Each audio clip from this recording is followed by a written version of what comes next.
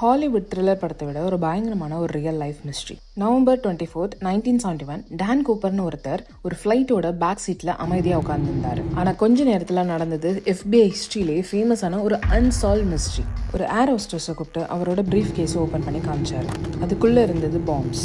அவரோட டிமாண்ட்ஸ் ரொம்ப simple. $2,00,000 4 பேராஷூட்டும். சியாட்டில்ல flight land ஆனதும் 36 பேசஞ்சர்ஸையும் ரிலீஸ் பண்ணிட்டு கேஷையும் பேராஷூட்டையும் வாங்கிக்கிட்டாரு. அதுக்கப்புறம் பைலட்டை ஃபிளைட்டை டேக் ஆஃப் பண்ண சொன்னாரு. ஃபிளைட் வானத்துல பறந்துகிட்டு இருக்கும்போது க்ரூ எல்லாரையும் காக்பிட் குள்ள போய் டோரை லாக் பண்ணிக்க சொன்னாரு. கொஞ்ச நேரம் கழிச்சு ஃபிளைட்டும் லேண்ட் ஆச்சு. க்ரூ வெளியே வந்து பார்த்தா கூப்பர் அங்க இல்ல.